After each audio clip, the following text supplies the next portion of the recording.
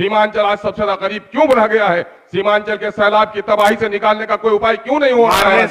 महोदय, अगर बिहार में तरक्की हो रही है तो मजदूरों का पलायन क्यों हो रहा है? तमिलनाडु में मजदूरों की पिटाई क्यों हो रही है? मैं निवेदन करता हूं कि रसैली और खाड़ी का पुल पिछले 10 सालों से अधूरा पड़ा है, उसको पूरा किया जाए।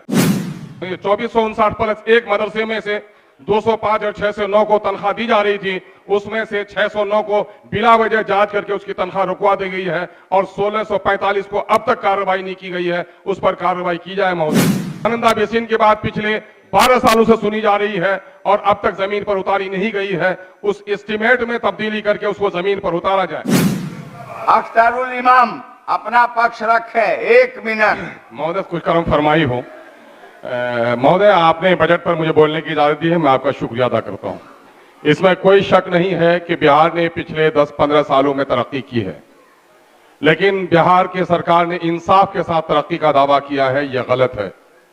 2005-06 में पहली बार आया तो 25,000 करोड़ का बजट था, आज 2,61,000 करोड़ का बजट है, इससे इनकार नहीं किया जा सकता। लेकिन इंसाफ की जरूरत है। सीमांचल विकास आयोग बनाने का वादा इसी इंसाफ के तहत माननीय उप मुख्यमंत्री ने किया था, वो पूरा नहीं हुआ। गंगा पर पुल बने, लेकिन महानंदा के आजा, सिल्ला, अभयपुर, कुट्टी, भयंकरद्वारी, निश्चितपुर, छतरघाट, कनकई के मटियारी, तालबारी, बकरा घाट, बलवा घाट पर आज तक पुल नहीं बन सका है। परमान के बकरा घाट और बलवा घाट पर पुल नहीं बन सका है। RWD का बजट बढ़ा है। महोदय, मैं निवेदन करता हूं कि रसैली और खाड़ी का पुल पिछले 10 सालों से अधूरा पड़ा है, उसको पूरा किया जाए। प्रधानमंत्री सड़क की चर्चा की गई है, लेकिन मुख्यमंत्री सड़क और GTSNY का कोई चर्चा नहीं हुआ है। गांव को जोड़ने का उपाय किया जाए।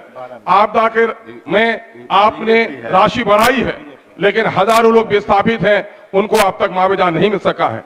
2459+1 मदरसे में से 205 और 609 को तनख्वाह दी जा रही थी, उसमें से 609 को बिला वजह जांच करके उसकी तनख्वाह रुकवा दी गई है और 1645 को अब तक कार्रवाई नहीं की गई है, उस पर कार्रवाई की जाए महोदय। महोदय, 7वें चरण की टीचर की बहाली की जाए और गंगा बेसिन की बात, महानंदा बेसिन की बात पिछले 12 सालों से सुनी जा रही है और अब तक जमीन पर उतारी नहीं गई है, उस एस्टीमेट में तब्दीली करके उसको जमीन पर उतारा जाए। महोदय, अगर बिहार में तरक्की हो रही है तो मजदूरों का पलायन क्यों हो रहा है?